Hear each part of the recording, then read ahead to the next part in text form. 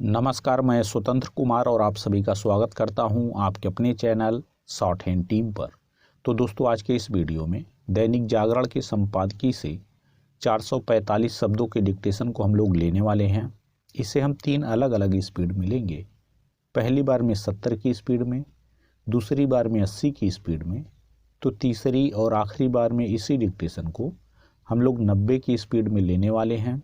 अगर आपको इस डिक्टेशन के PDF की ज़रूरत है तो आप हमारे टेलीग्राम ग्रुप को ज्वाइन कर सकते हैं। ग्रुप का लिंक इसी वीडियो के ठीक नीचे डिस्क्रिप्शन बॉक्स में आपको मिल जाएगा। तो 70 की स्पीड में आपका डिक्टेशन स्टार्ट होगा। 5 सेकंड के बाद तब तक के लिए आप रेडी रहें।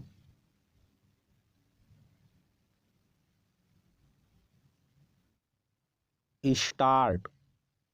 राज्यसभा के सभापति के रूप में अपने पहले संबोधन में जगदीप धनखड़ ने जिस तरह न्यायपालिका और विशेष रूप से सुप्रीम कोर्ट को उसकी लक्ष्मण रेखा की याद दिलाते हुए उसकी ओर से खारिज किए गए राष्ट्रीय न्यायिक आयोग का उल्लेख किया, उससे स्पष्ट है कि यह विषय केवल चर्चा तक सीमित रहने वाला नहीं है।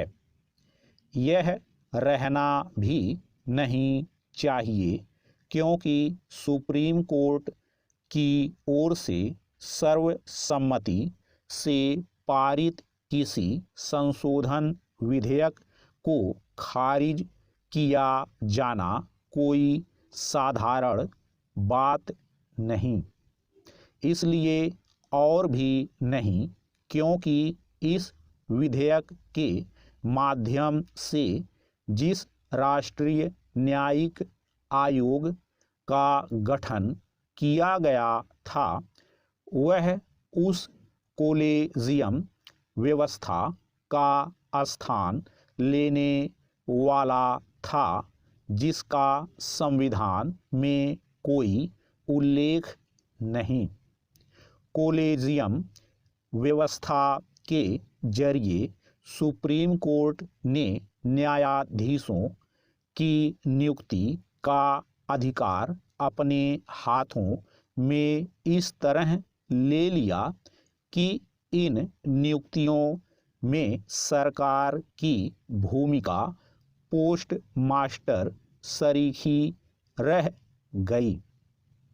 यह आश्चर्य की बात है कि नए सभापति जगदीप धनखड़ के पहले संसद में किसी ने यह रेखांकित करना आवश्यक क्यों नहीं समझा कि सुप्रीम कोर्ट ने राष्ट्रीय न्यायिक आयोग का गठन करने वाले संविधान संशोधन विधेयक को खारिज कर संसद की संप्रभुता की अनदेखी करने के साथ जनादेश का असम्मान किया।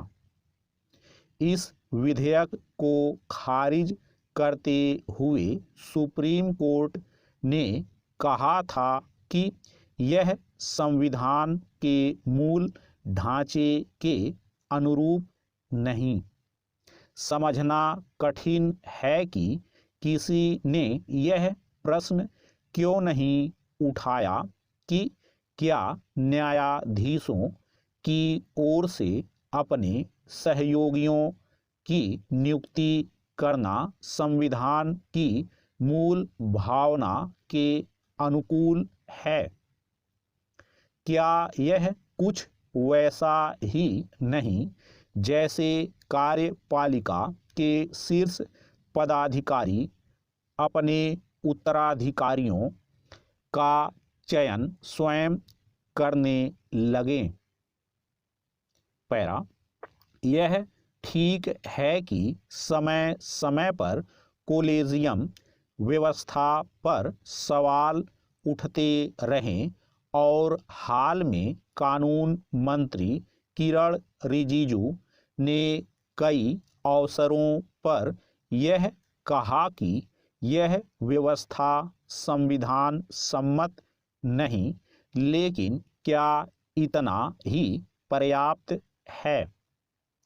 यह अच्छा हुआ कि जगदीप धनखड़ ने कॉलेजियम व्यवस्था को लेकर पहले संसद के बाहर अपनी असहमति प्रकट की और अब संसद में।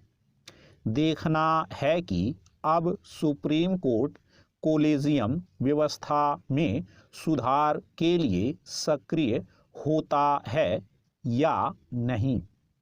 यदि वह सक्रिय नहीं होता तो संसद को यह सुनिश्चित करना चाहिए कि यथास्थिति बदले और न्यायाधीशों की नियुक्तियों की ऐसी कोई व्यवस्था बने जिसमें समस्त शक्ति सुप्रीम कोर्ट के पास निहित न रहे। यह इसलिए होना चाहिए क्योंकि विश्व के किसी भी प्रमुख लोकतांत्रिक देश में न्यायाधीश ही न्यायाधीशों की नियुक्तियां नहीं करते। भारत में वे न केवल ऐसा करते हैं बल्कि उसकी पूरी प्रक्रिया गोपनीय भी रखते हैं। सुप्रीम कोर्ट के वर्तमान और पूर्व न्यायाधीश कुछ भी दावा करें, यह नहीं कहा जा सकता कि कॉलेजियम व्यवस्था के आकार लेने के बाद सुयोग्य न्यायाधीशों का ही चयन किया जा रहा है। स्टॉप। दोस्तों, इसी डिक्टेशन को दूसरी बार में हम लोग 80 की स्पीड में लेंगे और आपका समय स्टार्ट होगा 5 सेकंड के बाद। तब तक के लिए आप रेडी रहें।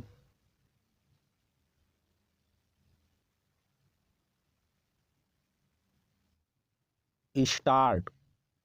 राज्यसभा के सभापति के रूप में अपने पहले संबोधन में जगदीप धनखड़ ने जिस तरह न्यायपालिका और विशेष रूप से सुप्रीम कोर्ट को उसकी लक्ष्मण रेखा की याद दिलाते हुए उसकी ओर से खारिज किए गए राष्ट्रीय न्यायिक आयोग का उल्लेख किया, उससे स्पष्ट है कि यह विषय केवल चर्चा तक सीमित रहने वाला नहीं है। यह रहना भी नहीं चाहिए क्योंकि सुप्रीम कोर्ट की ओर से सर्वसम्मति से पारित किसी संशोधन विधेयक को खारिज किया जाना कोई साधारण बात नहीं। इसलिए और भी नहीं क्योंकि इस विधेयक के माध्यम से जिस राष्ट्रीय न्यायिक आयोग का गठन किया गया था वह उस कॉलेजियम व्यवस्था का स्थान लेने वाला था जिसका संविधान में कोई उल्लेख नहीं। कॉलेजियम व्यवस्था के जरिए सुप्रीम कोर्ट ने न्यायाधीशों की नियुक्ति का अधिकार अपने हाथों में इस तरह ले लिया कि इन नियुक्तियों में सरकार की भूमिका पोस्ट मास्टर सरीखी रह गई। यह आश्चर्य की बात है कि नए सभापति जगदीप धनखड़ के पहले संसद में किसी ने यह रेखांकित करना आवश्यक क्यों नहीं समझा कि सुप्रीम कोर्ट ने राष्ट्रीय न्यायिक आयोग का गठन करने वाले संविधान संशोधन विधेयक को खारिज कर संसद की संप्रभुता की अनदेखी करने के साथ जनादेश का असम्मान किया। इस विधेयक को खारिज करते हुए सुप्रीम कोर्ट ने कहा था कि यह संविधान के मूल ढांचे के अनुरूप नहीं। समझना कठिन है कि किसी ने यह प्रश्न क्यों नहीं उठाया कि क्या न्यायाधीशों की ओर से अपने सहयोगियों की नियुक्ति करना संविधान की मूल भावना के अनुकूल है। क्या यह कुछ वैसा ही नहीं जैसे कार्यपालिका के शीर्ष पदाधिकारी अपने उत्तराधिकारियों का चयन स्वयं करने लगे। पैरा, यह ठीक है कि समय समय पर कॉलेजियम व्यवस्था पर सवाल उठते रहें और हाल में कानून मंत्री किरण रिजिजू ने कई अवसरों पर यह कहा कि यह व्यवस्था संविधान सम्मत नहीं, लेकिन क्या इतना ही पर्याप्त है?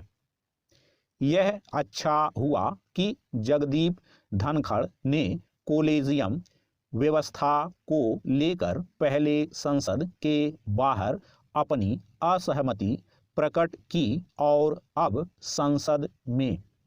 देखना है कि अब सुप्रीम कोर्ट कॉलेजियम व्यवस्था में सुधार के लिए सक्रिय होता है या नहीं। यदि वह सक्रिय नहीं होता तो संसद को यह सुनिश्चित करना चाहिए कि यथास्थिति बदले और न्यायाधीशों की नियुक्तियों की ऐसी कोई व्यवस्था बने जिसमें समस्त शक्ति सुप्रीम कोर्ट के पास निहित न रहे। यह इसलिए होना चाहिए क्योंकि विश्व के किसी भी प्रमुख लोकतांत्रिक देश में न्यायाधीश ही न्यायाधीशों की नियुक्तियां नहीं करते। भारत में वे न केवल ऐसा करते हैं बल्कि उसकी पूरी प्रक्रिया गोपनीय भी रखते हैं।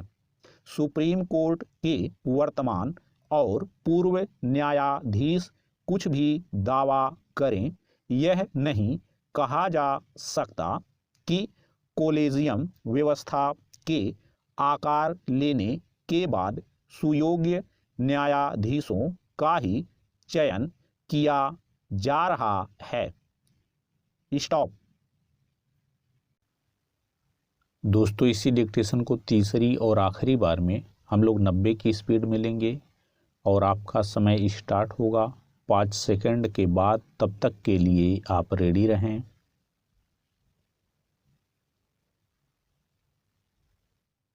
स्टार्ट। राज्यसभा के सभापति के रूप में अपने पहले संबोधन में जगदीप धनखड़ ने जिस तरह न्यायपालिका और विशेष रूप से सुप्रीम कोर्ट को उसकी लक्ष्मण रेखा की याद दिलाते हुए उसकी ओर से खारिज किए गए राष्ट्रीय न्यायिक आयोग का उल्लेख किया, उससे स्पष्ट है कि यह विषय केवल चर्चा तक सीमित रहने वाला नहीं है। यह रहना भी नहीं चाहिए क्योंकि सुप्रीम कोर्ट की ओर से सर्वसम्मति से पारित किसी संशोधन विधेयक को खारिज किया जाना कोई साधारण बात नहीं। इसलिए और भी नहीं क्योंकि इस विधेयक के माध्यम से जिस राष्ट्रीय न्यायिक आयोग का गठन किया गया था वह उस कॉलेजियम व्यवस्था का स्थान लेने वाला था, जिसका संविधान में कोई उल्लेख नहीं। कोलेजियम व्यवस्था के जरिए सुप्रीम कोर्ट ने न्यायाधीशों की नियुक्ति का अधिकार अपने हाथों में इस तरह ले लिया कि इन नियुक्तियों में सरकार की भूमिका पोस्ट मास्टर सरीखी रह गई। यह आश्चर्य की बात है कि नए सभापति जगदीप धनखड़ के पहले संसद में किसी ने यह रेखांकित करना आवश्यक क्यों नहीं समझा कि सुप्रीम कोर्ट ने राष्ट्रीय न्यायिक आयोग का गठन करने वाले संविधान संशोधन विधेयक को खारिज कर संसद की संप्रभुता की अनदेखी करने के साथ जनादेश का असम्मान किया। इस विधेयक को खारिज करते हुए सुप्रीम कोर्ट ने कहा था कि यह संविधान के मूल ढांचे के अनुरूप नहीं। समझना कठिन है कि किसी ने यह प्रश्न क्यों नहीं उठाया कि क्या न्यायाधीशों की ओर से अपने सहयोगियों की नियुक्ति करना संविधान की मूल भावना के अनुकूल है। क्या यह कुछ वैसा ही नहीं जैसे कार्यपालिका के शीर्ष पदाधिकारी अपने उत्तराधिकारियों का चयन स्वयं करने लगे। पैरा, यह ठीक है कि समय समय पर कोलेजियम व्यवस्था पर सवाल उठते रहे और हाल में कानून मंत्री किरण रिजिजू ने कई अवसरों पर यह कहा कि यह व्यवस्था संविधान सम्मत नहीं, लेकिन क्या इतना ही पर्याप्त है? यह अच्छा हुआ कि जगदीप धनखड़ ने कोलेजियम व्यवस्था को लेकर पहले संसद के बाहर अपनी असहमति प्रकट की और अब संसद में देखना है कि अब सुप्रीम कोर्ट कोलेजियम व्यवस्था में सुधार के लिए सक्रिय होता है या नहीं।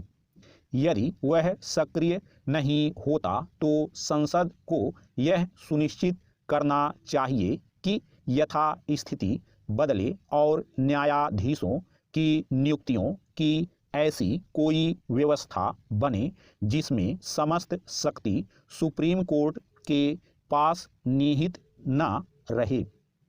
यह इसलिए होना चाहिए क्योंकि विश्व के किसी भी प्रमुख लोकतांत्रिक देश में न्यायाधीश ही न्यायाधीशों की नियुक्तियां नहीं करते।